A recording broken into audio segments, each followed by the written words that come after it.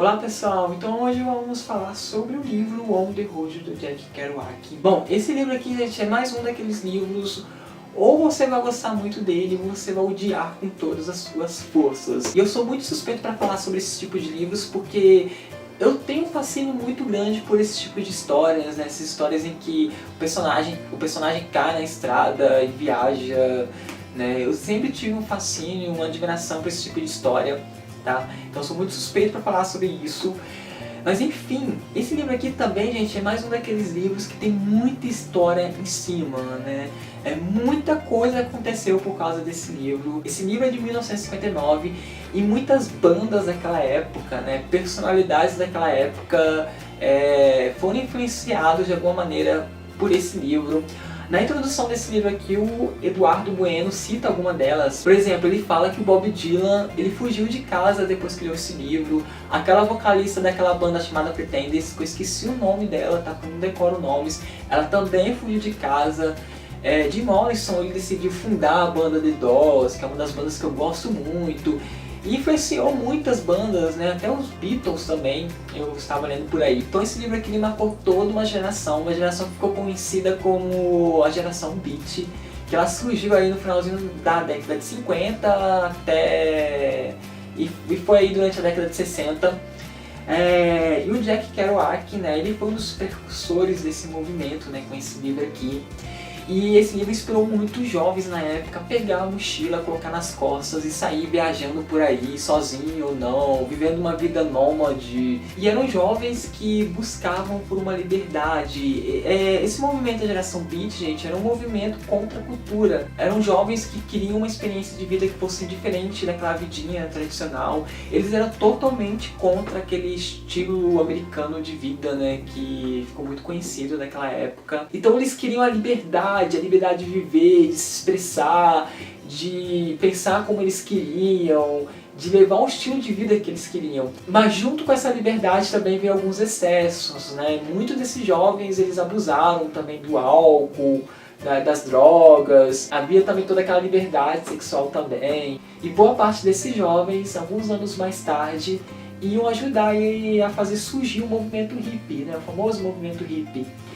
Tanto que esse livro aqui ele é até conhecido como a Bíblia dos hippies. Mas é muito importante a gente lembrar que os protagonistas dessa história aqui eles não são hippies, tá? Porque esse movimento ele surgiu alguns anos mais tarde, né? A história que ela se passa no finalzinho da década de 40. Então uma dica minha é que se vocês forem ler o livro, dão uma pesquisada sobre esse movimento, sobre essa época, para vocês pegar o espírito dessa época, né, de toda a energia que havia ali, toda essa geração pós-guerra, porque graças a essa geração aqui fez surgir várias causas políticas e sociais, como a revolução sexual, a luta contra a intolerância, a homofobia, o racismo, incentivou a luta contra a censura, a luta pelo direito de se expressar, o respeito pelos outros povos, por outras culturas e classes e muitas coisas aí. Então é muito marcante essa geração, tá? Ela foi muito importante. E se você não tiver consciência disso, talvez você vá ler o livro e ele talvez pode ficar um pouco sem sentido. Então aqui a gente vai conhecer o Céu. Ele que vai nos narrar a história, né? O livro é narrado em primeira pessoa e ele é o alter ego do Jack Kerouac. E esse Saul, junto com os outros amigos, eles resolvem então viajar por todos os Estados Unidos. No início da história, o Céu ele sai sozinho, né, de Nova York, rumo aí até Denver, no Colorado, porque ele quer encontrar alguns amigos que estão lá e ele quer curtir com esses amigos, então por isso que ele vai pra lá. E ele vai por meio de caronas, e a gente vai acompanhar isso, e quando ele chega lá ele encontra os amigos, e eles acabam viajando todos em grupos e vão até a costa oeste. O melhor amigo do Céu é o Jim, ele é um personagem que sempre vai estar presente aqui na história, ele é um personagem muito maluco, e o Céu gosta muito dele, se inspira muito nele, com o jeito dele, ele é todo doidão. E o próprio Jack Kerouac diz, né, que esse Jim representa um grande amigo dele, um amigo de verdade dele, chamado, deixa eu ver o nome aqui, gente, Neil Cassidy, né, o Neil Cassidy, não sei como é que pronuncia direito. E esse tal de Neil, gente, ele na época aí da geração Beat, né, na década de 60, ele era considerado um mito, muita gente, muitos jovens idolatravam ele, o estilo de vida dele, estilo doidão. E o Jack Kerouac, junto com o Neil, eles realmente viajaram por todos os Estados Unidos. Mas acredito que muitas coisas que tem nesse livro aqui, o Jack se inspirou em coisas que realmente aconteceram com eles, né? Quando ele viajou com o amigo dele. Eu tenho a impressão que muitas pessoas que o Cell e o Jim conhecem aqui durante a viagem aqui no livro são pessoas que realmente existiram, né? Que o Jack se inspirou em pessoas que ele conheceu durante a viagem dele e colocou aqui na história, porque ele descreve tão bem essas pessoas, são cada figuraças que aparecem aqui, que parece que são pessoas reais realmente. Esse livro tem uma narrativa diferente, ele foi construído de uma maneira diferente, a história. E isso era uma das características dos escritores que faziam parte desse movimento Beat, né? Tudo aqui é narrado de forma caótica, desorganizada.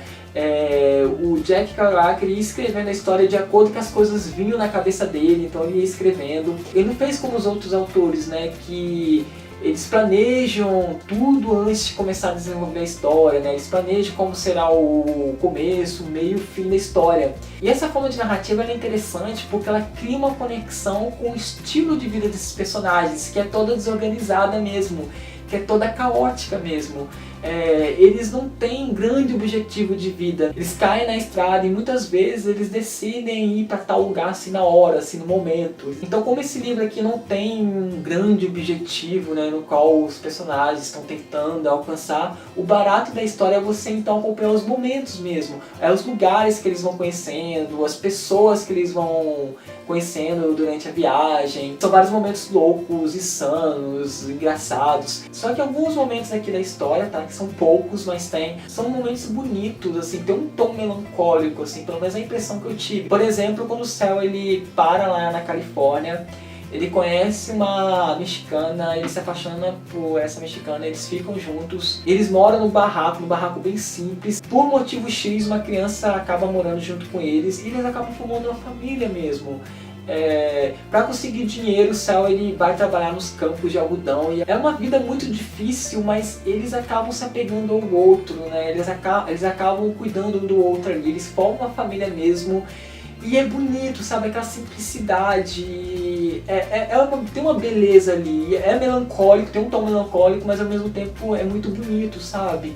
Eu achei isso no livro. E depois o livro ele pula para momentos assim bem loucos, né? Como por exemplo quando eles estão viajando ali pela estrada que atravessa o Texas, né?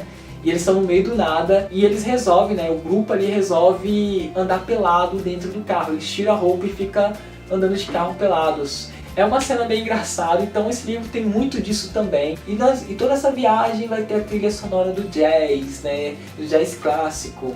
Eles vão parando em vários bares e sempre tem alguém tocando jazz. Então é um livro que faz muitas referências a músicas clássicas do jazz. Só que chegou um determinado momento aqui da história do livro, mais assim pro final, que eu comecei a cansar um pouquinho com a história.